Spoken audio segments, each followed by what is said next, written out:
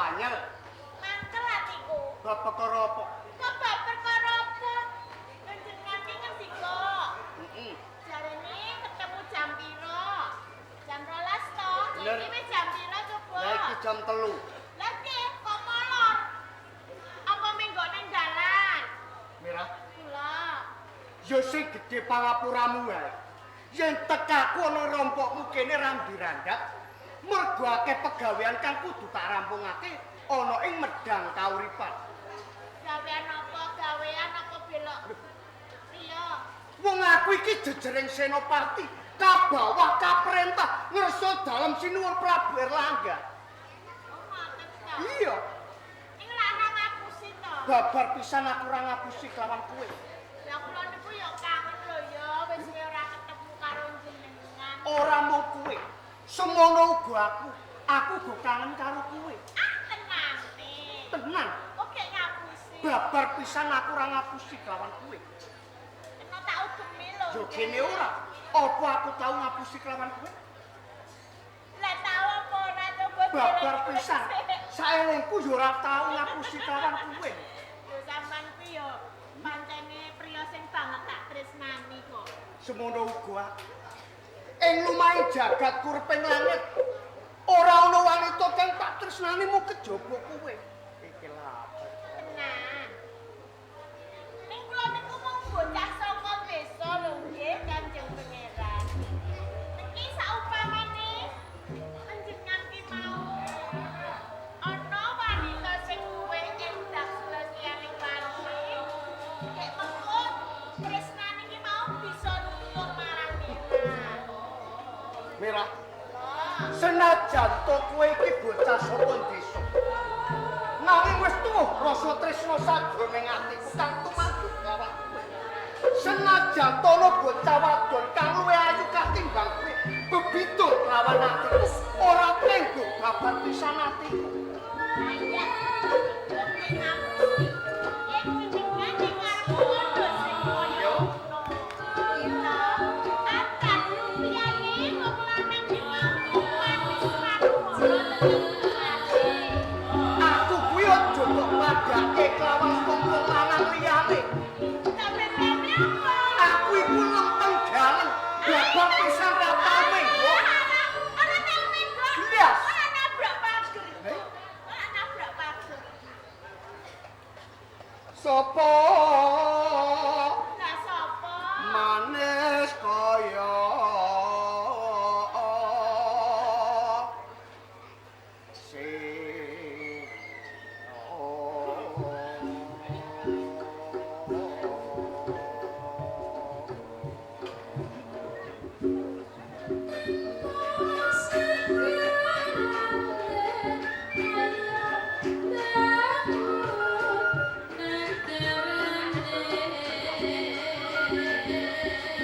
irung banger godhek nyong wodo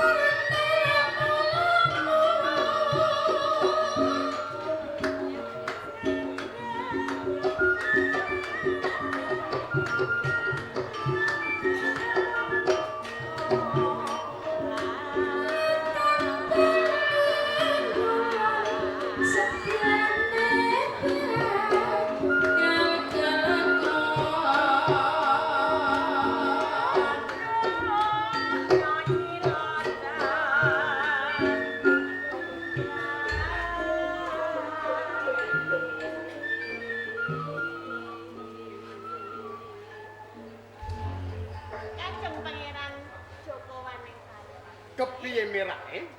Kula pun percaya yen to panjenengan ki mau tresnane lahir batin karo Lahir tandesing batik.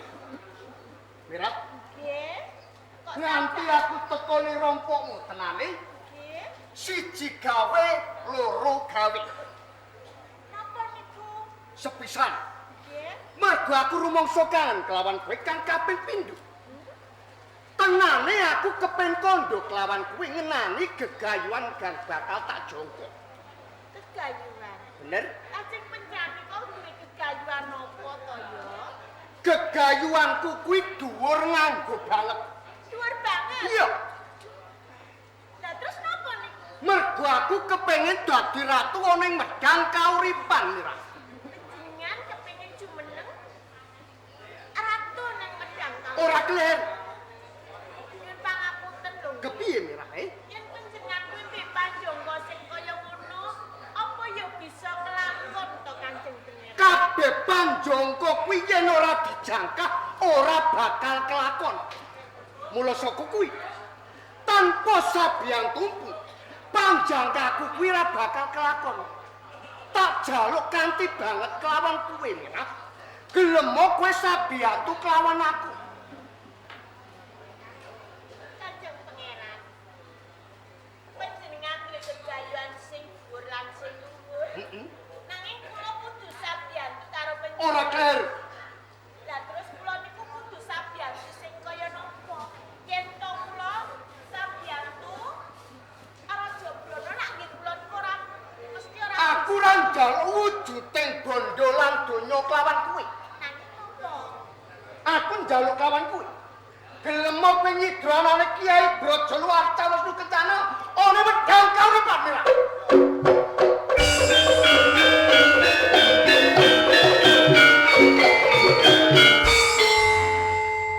Mergo kanthi dalan kuwi aku bisa dadi ratu ana ing medhang kauripan. Kanjeng Pangeran. Iya. Kok syarat-syaratane abot banget yen to kula menika kudu sabiyantu karo panjenengan nyolong anane pusaka Arca Wisnu Brajaluwa. Bener? Napa kula ya sanggup? Kula niku mung wong wadon lho nggih. Senajan to kowe iki bocah wadon, nanging kowe iku abdi kang kinasih ana ing medhang kauripan. Dadi ora mokal yen aku njaluk tulung kelawan kowe. Kari kowe gelem apa ora? Nek ora gelem yen ngono cetha, tresnamu ora lahir batin kelawan aku tak bali. Aja, osik to. Ha iya, Aja kesuwen. kari kowe gelem apa ora? Ngeten lho. Iya. Bot-bote kula niku tresna karo panjenengan. Senajan to abot to kaya ngapa syarat-syaratane kula bakal napa niku nyanggupi. Kowe saku. Nggih. Iya. Mergo rumangsa bagya mulya sajroning atiku sawise kowe ana kesaguhan. Nanging yen to kula niku wis iso nyolong anane Arca Wisnu Kencana, kula tetep dadi bojone jenengan lho ya. Dadi Upama kok kelakon. nggih. Aku duweni Kiai Brajaluwarta Wisnu Kencana. Ing mengkone aku dadi ratu, kowe bakal tak dadekke garwa prameswari. Tenan lho ya. Iya. Aja cidro ing janji. Mengko yen aku nganti cidring janji, tagihin kaya dene wong utang. Ngoten. Iya. Yen to kaya ngoten sing dikersake kula saku. Aku yen kaya ngono aja nganti kesuwen tumuju gedung pusaka medhang kauripan. Kiai Brajaluwarta Wisnu Kencana tulung.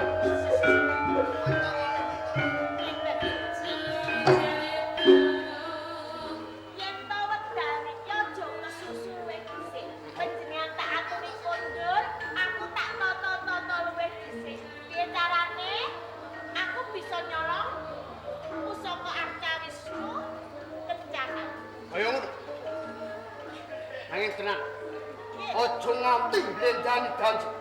Kiai Brajaluwa kudu iso kecolok. Nggih. Aku njaluk pamit.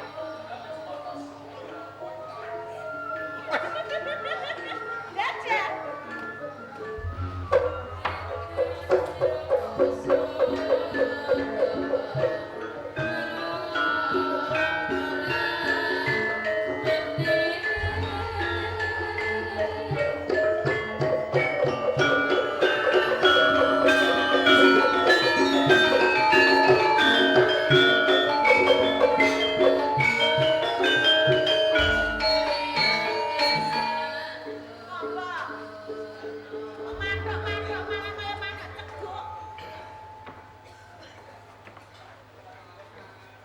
Dene aku ora mantuk.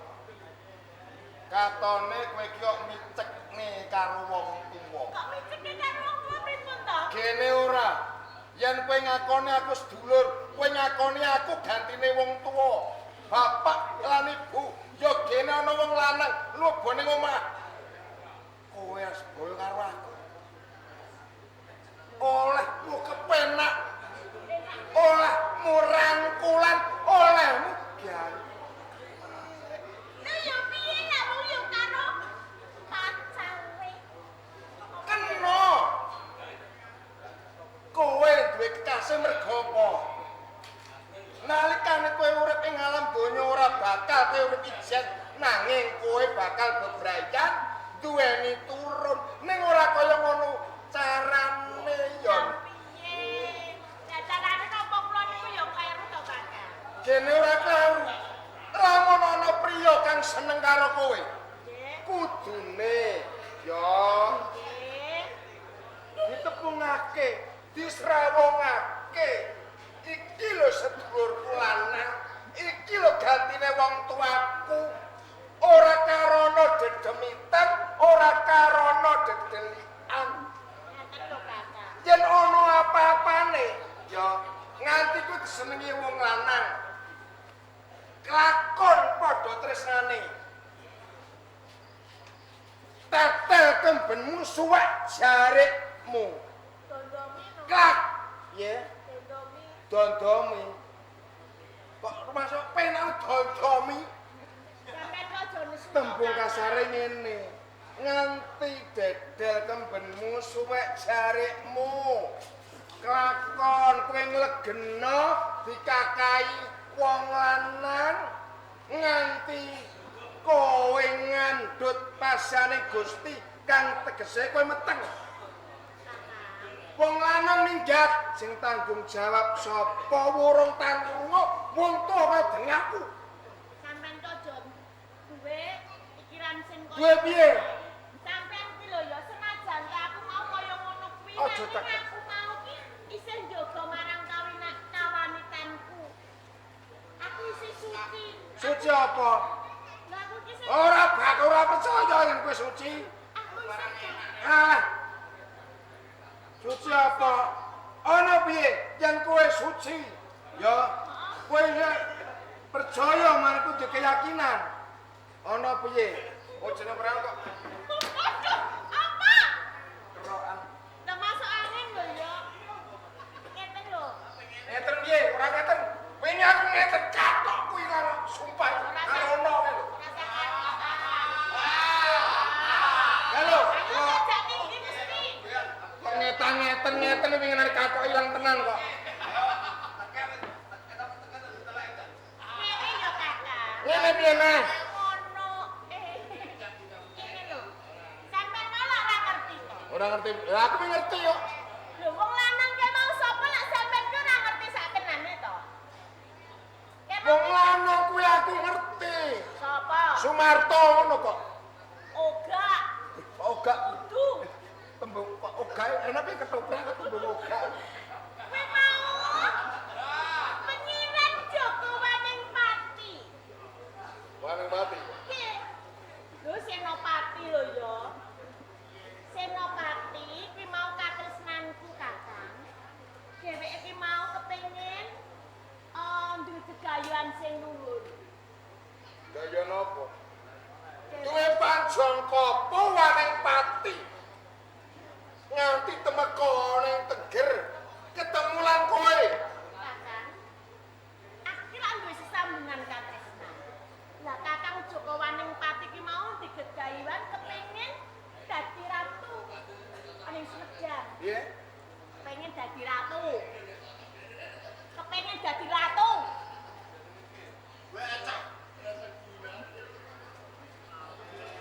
Yo. Nanging aku dikon sabiyantu Kakang. Sang Senopati waneng pati kepe dadi ratu. Heeh. Ana medang kauripan. Iya. Lho kok sampean guyu ki lho? Kok Ora bakal kelakon. ora bakal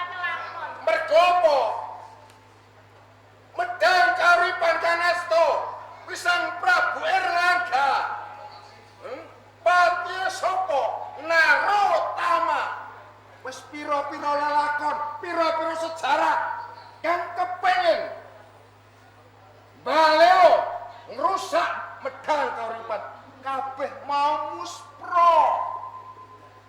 Aja nyepele. Lah kok Wanapati kepengin dadi ratu. Aja nyepele. Senajan kaya ngopo aku ki abdi kinasih ya to. Aku supaya nyolong pusaka ben tuwah ana ing medang. Nggih. Aku. Aduh aja. Iki lho nek guluku. Nggih. Iki lara. Iku nyolong. Aja kejem-kejem to Kakang. Bisa. Lakon kowe wani nyolong. Lho kelakon aku wani Kakang. Yen kowe sadurunge metu saka omah, pateni dhisik. Lho kok dipateni piye to? Den ora. Piye? Nggonku salah karo kowe. Kepiye? Nggonku ngajari urip karo kowe. Urip ing alam donya sepisan. Aja nganti kowe colong ajupuk. Loro, kowe aja nganti ngapusi karo keluarga. Ning yo gene. Kowe saiki tumindak maling. Nolong pintuh keprabon medang kauripan. Kakang. Senajan to kaya ngapa sampean ki ngajari aku ya wis ngelingke lan aku nindakke apa sing dadi tuturane sampeyan. Nanging Kakang, kabeh iki mau dalam supayane aku urip mulya. Yen aku kelakon nyolong anane Arca Wisnu Kencana, aku bisa dadi garwa Prameswari Kakang. Mula kuwi tak nekati supayane sampeyan karo aku mau ben iso urip mulya Kakang. Kowe percaya? Ya percaya to. Arca Wisnu Kencana lakon mbok colong Ya. kowe dadi garwa Prameswari. Kok anu? Kok guyu to?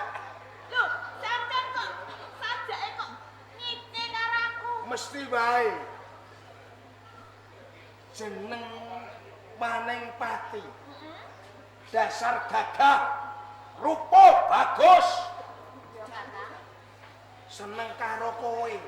piye ra bagus. Bocah saka desa Saso mangane sego telo lungguhe wae menyang kloso.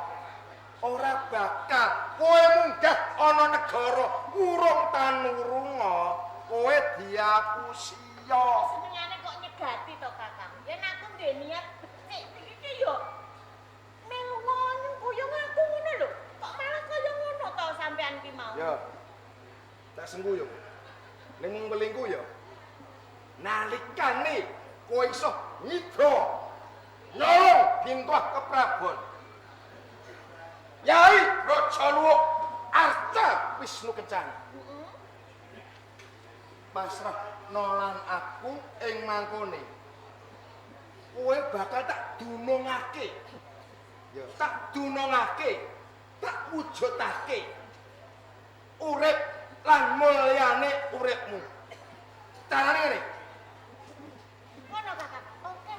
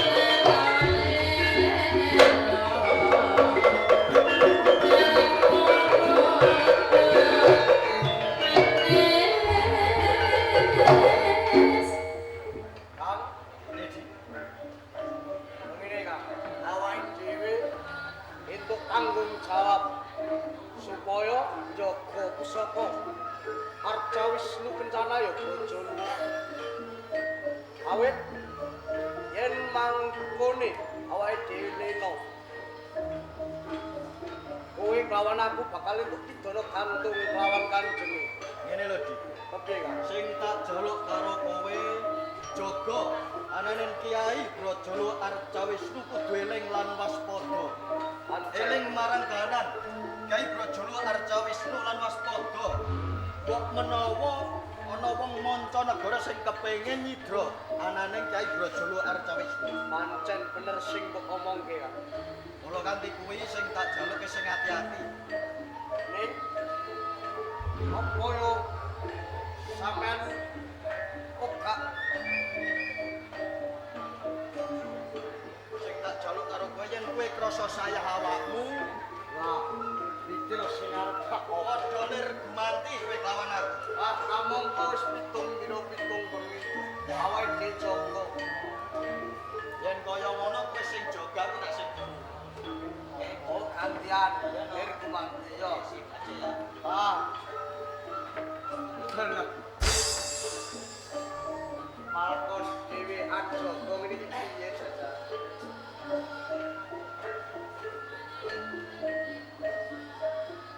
Wah, yo saya suwe saya ngantuk. Wes tak melu turu wae lah.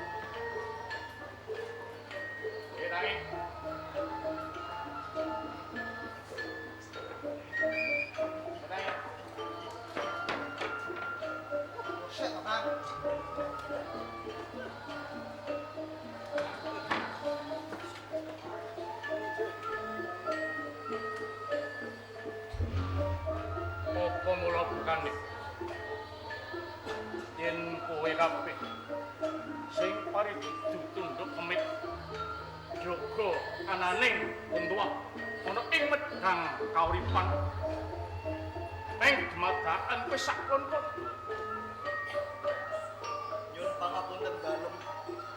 Bilih wekdal menika kula lan sak kanca ruang kula menika saya kula menika lir gumanti nanging kula lir po anggenipun kaya kewajiban. Ya, ora dadi kowe mau. Yen pancen kowe mangkun ingsun pengersake. Ki Brajala Arcawisnu Kencana bakal ingsun tak Sedaya dawa nyuwun tambahi pangestu.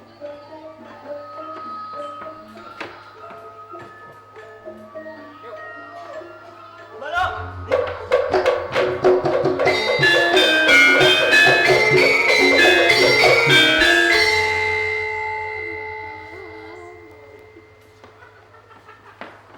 Kepiye? Tadah duka ingkang kathah. Bilih Kiai Brajala Arcawisnu menika anes saking pelanggan. Ki Brajala Arcawisnu alis.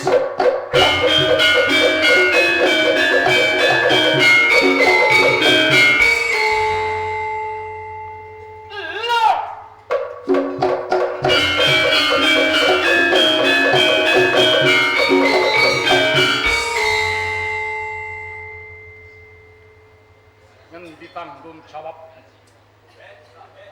Yen kowe nampa opah saka ngersaning sun saben wulan kang sira ndak blonjo ning babar pisan kowe ora bisa njaga ananing Ki Brajala Arcawis. Nyuwun pangapunten.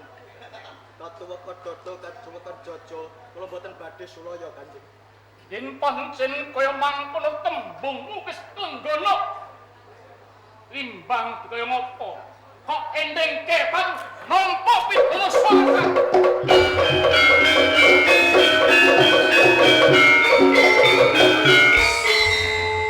Sinuwun Prabu.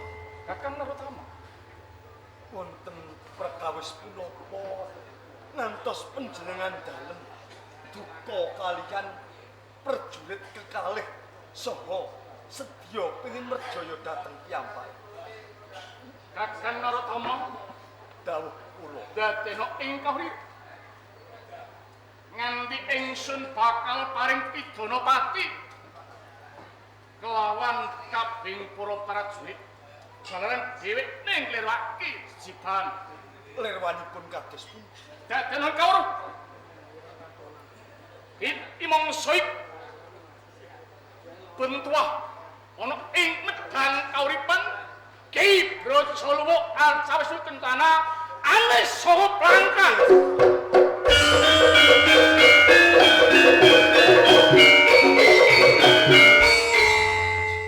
Sinuwun Prabu Irwan.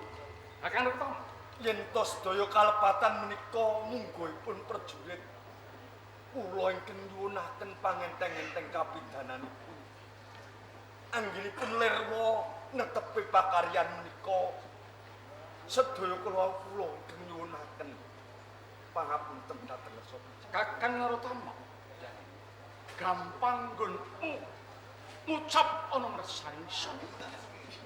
Sawising prajurit kang jaga ana ing gedhong pusaka tinandhang kaluputan siramu sing nyunke pangapura. Kasih. Kakang Narotama. Dawuh. Rikala dhisik ingsun wis dawuh marang sampeyan. Kawetanes kabeh para pusaka kamapan ana ing medhang kauripan wis ingsun pasrahke marang Kang Sirasapa kowe. Ngendi kan? Ngendi?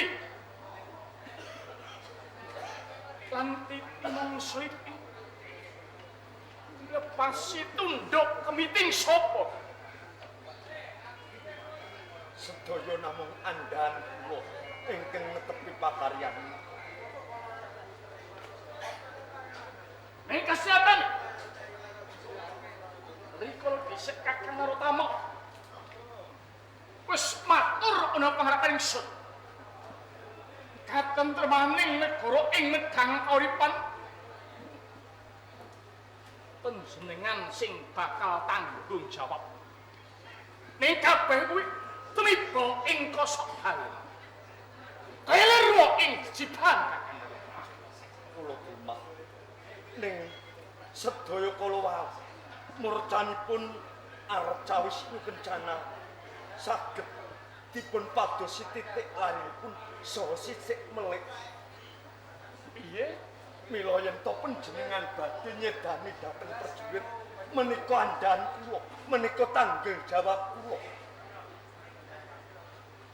Dik. Ya. Kakang Narotama. Yen pancen kabeh aturmu kaya mangkon. Brajala Arcawisnu kencana wis amisa ing pelangkane. Mula medhang kauripan wis pupuh ora duweni kadigdayan. Mula saka kuwi ingsun jejer ratu ana ing medhang kauripan. Bali lan orane Ki Brajala Arcawisnu kencana tak pasrahke marang kowe yen nganti dadi tak sopot balung-balungan.